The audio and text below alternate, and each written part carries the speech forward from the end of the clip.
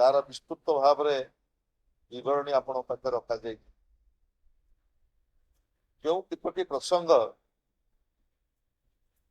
आम छाड़ी जाइचु से संपर्क में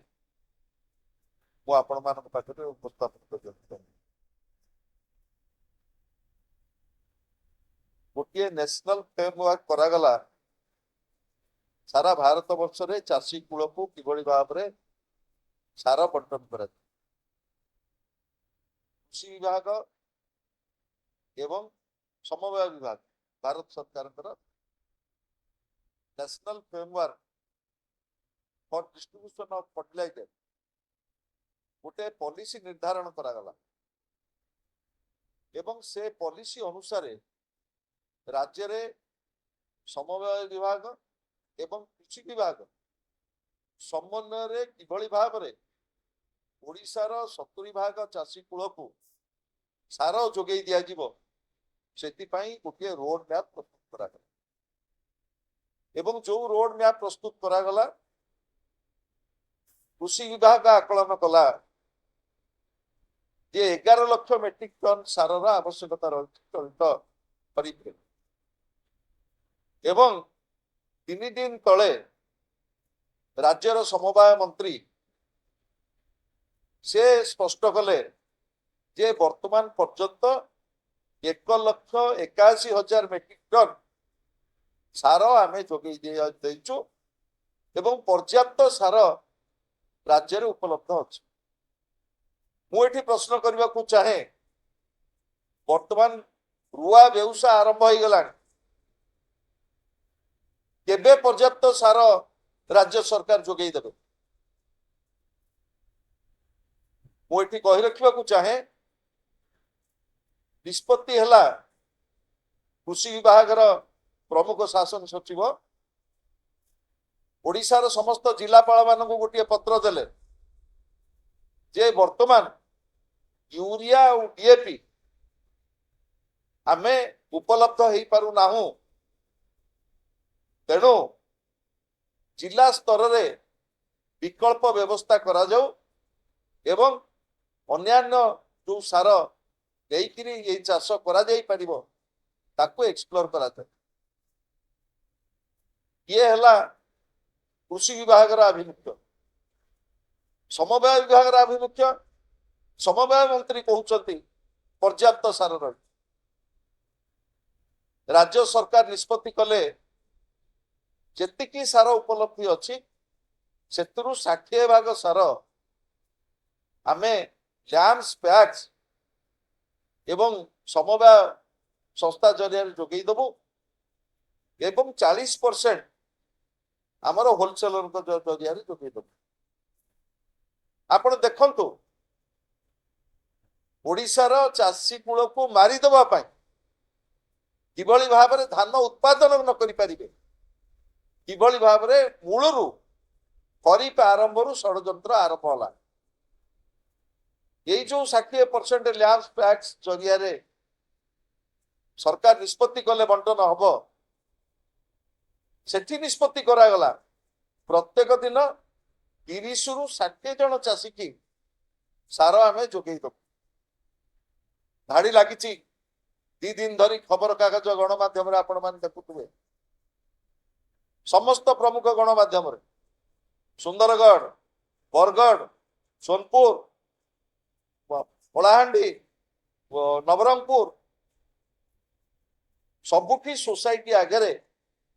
राति 2टा 3टा कार्ड थोकी लोक बसी आमे किमिति सार पाई किंतु सोसाइटी स्तर रे निष्पत्ति होती प्रत्येक दिन 30 रु 60 जन चाषी आपण भावतु गोटे सोसाइटी रे जोठी 2000-3000 चाषी अच्छा से माने किभली भाव में सार पाए एवं निष्पत्ति करागला जे गोटे बड़ चाषी की 10 बैग यूरिया एवं 5 बैग डीएपी जोगे दिया आउ जो चाषी कुआडे जिबे छोटो चाषी की कौन दिया जीवो छोटो चाषी की दिया जीवो 2 बैग यूरिया 1 बैग डीएपी ये है सरकार निष्पत्ति ता अर्थ ओडिशार चाषी कूल जो भली भाव में खरीफ रे उत्पादन न करि पारु सेतिपाई गोटे विधिवत षड्यंत्र मूलरू आरंभ होला एवं सार काहाकू दियाजिबो सार दियाजिबो सेही मानकू जो माने सोसाइटी रू ऋण नहीं पंजीकृत चाषी मानकू सीमित परिमाण रे सार राज्य सरकार जोगई देबे सोसाइटी एवं से माने केमिति पेमेंट करिवे से माने क्यूआर कोड रे पेमेंट करिवे ता अर्थ जो चाषी की पाखरे मोबाइल नहीं जो चाषी की पाखरे सीधा सड़क पैसा दवा चाहिए से सार किनी पारिबो नहीं एवं ये जो क्यूआर कोड जरिया रे दिया जीवो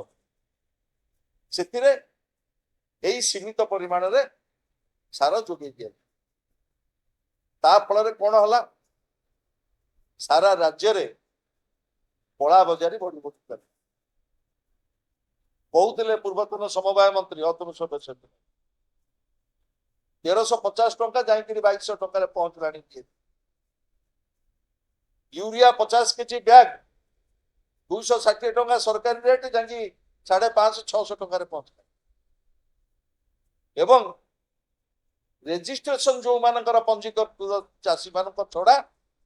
आउ जो माने भाग चाषी रहिले जो माने शेयर पेपर रहिले से माने सार पाइबारु सरकारी व्यवस्था वंचित हेले ये हला सरकार सार बंटन नीति मुझे कही रखा चाहे कृषि विभाग जो आभिमुख्य समवाय विभाग सार बंटन जो आभिमुख्य परवर्ती समय जोगाण विभाग आसव उत्पादन पर वर्तमान माननीय मुख्यमंत्री तुरंत हस्तक्षेप करंतु